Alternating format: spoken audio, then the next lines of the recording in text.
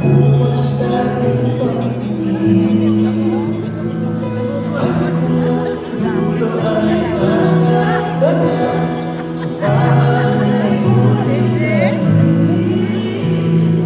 tayo ay babalik sa simula.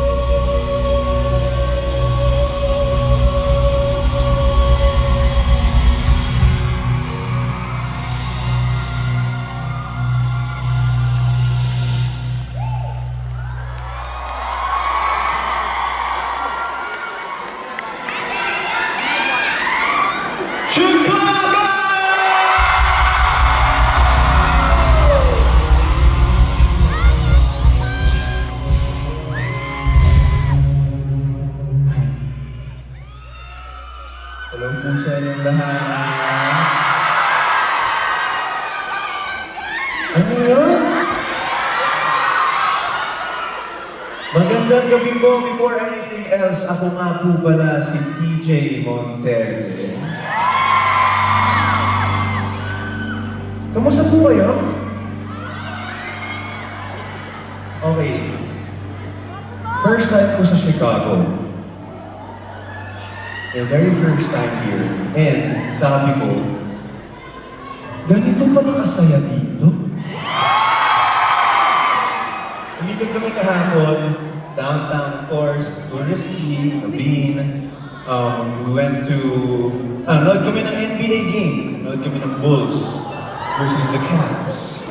Tapos, masasabi ko lang, ito in all honesty, lumalaban siya to be maybe one of my most favorite cities in the world. Ang ganda lang siya ganda. Alam mo yung sobrang chill, tapos yung mga tao, okay, parang ang saya maglakad. Or baka, ang ganda rin kasi ng weather kahapon, di ba? And today, pero most of the time ba malamig po ba dito talaga? Alright. Chicago. Oh, yabang. Chicago. Chicago. The Windy City.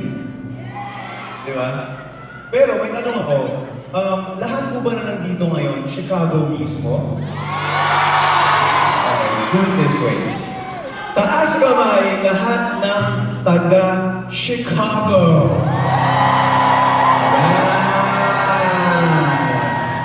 Uy, mukhang marami yung isa. Outside Chicago!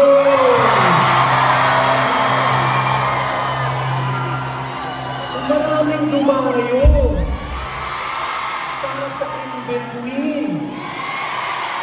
Saan po kayo galing kung okay lang malaman? Ano yun? Okay. Kanina, hindi ko maintindihan, pero kanina sa Soundcheck Experience, may nagsabi, may nabasa ako sa Instagram, Kansas pa sila galing. Kayo yun. Meron din kanina, Tennessee, tama ba? Tennessee. Yung iba,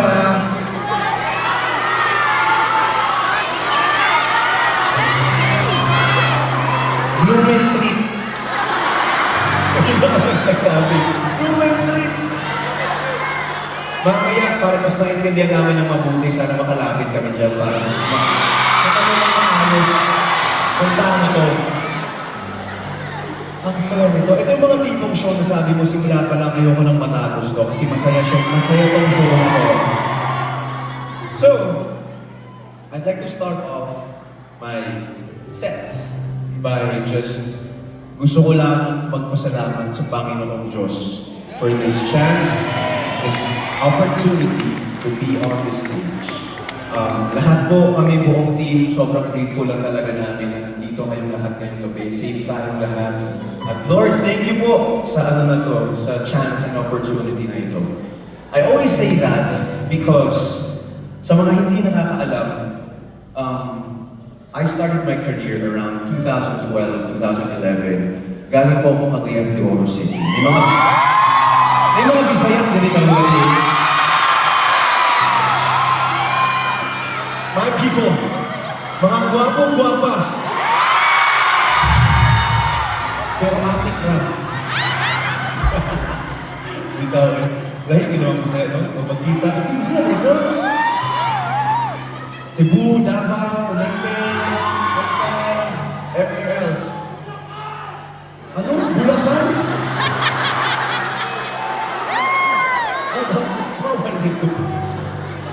So, anyway, going back. I started my career 2011, 2012. So, hindi nakakaalam. Okay lang mo magkwentong. Dami kong kwentong ba ako tonight eh. Kasi last show na namin ko sa night na to, tapos feeling ko, inubuhusan namin buong puso namin dito. Kasi ito na yun eh. Uuwi na kami sa Pilipinas after nito. 2011, 2012, I'm a singer-songwriter from CDO. And may mga nagtatanong sa akin kung paano ko daw naabot to, paano nangyari to, paano kami napunta dito. Well, maraming pagkakataon na gusto ko na personally, ayoko na. Feeling ko, music is not for me. May time nung around 2020 or 2021, sabi ko sa sarili ko, sabi ko kay Casey, sabi ko, babe, siguro, babe, kayo sabi ko siguro, yung music hindi para sa akin. Kasi there were times, meron naman ako mga songs, okay naman, pero parang hindi siya enough. Parang may kulang, parang hindi pa ito yung tingin kung saan ako dapat pumunta siguro. Tapos, kasi dati tingin ko rin talaga hanggang guesting lang. So, guest 3 songs, 4 songs. But I've never imagined doing full concerts like this. Like parang 45 minutes, 2 hours. Anong gagawin ko? Parang may makikinig ba sa akin? Parang ganun yung pakiramdam ko dati. Ganun yung tingin ko. Kaya ba doon? Kaya ko bang mag-show ng ganito?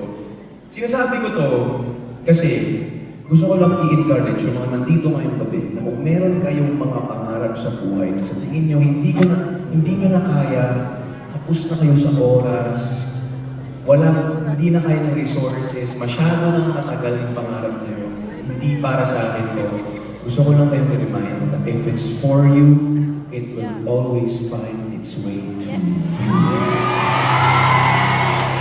Pag para sa'yo yan, para sa'yo talaga yan.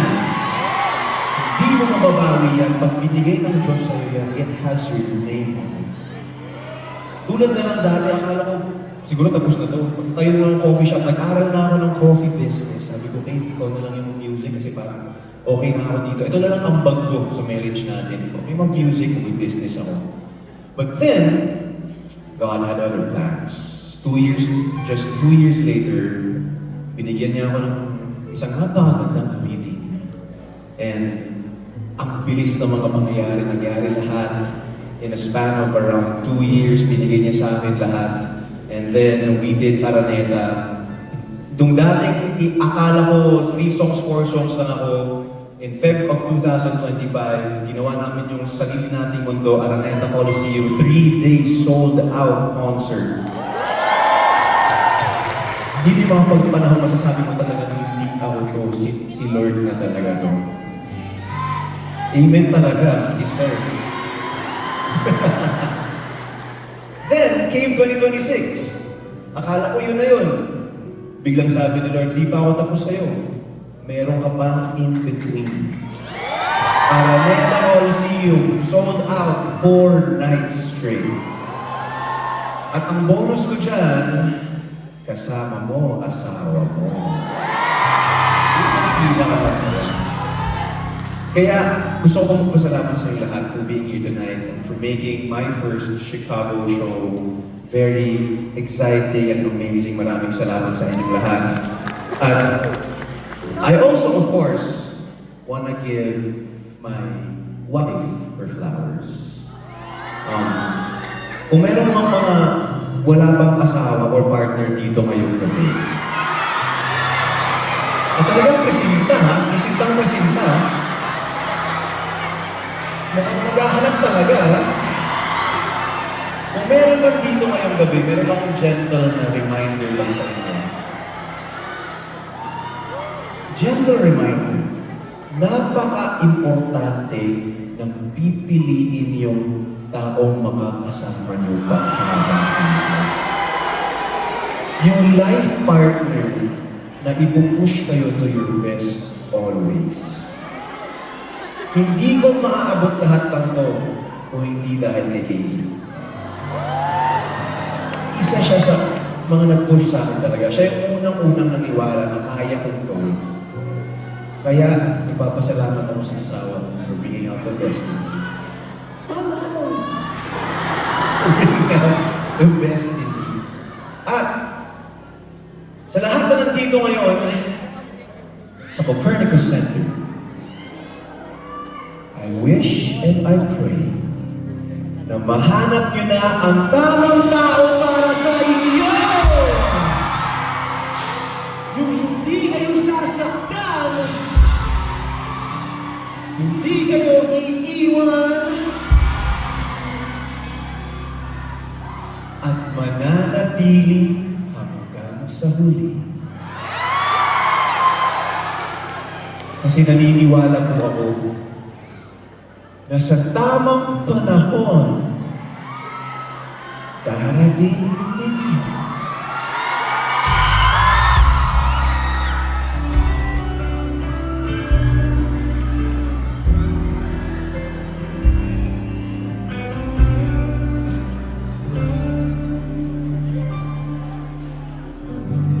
Kung maghihintay, tiwala sa gabay, dikit akong nagkabang sa aking pagdilat ay hawak ng iyong kamay, kapit na pang habang buhay. Hindi ko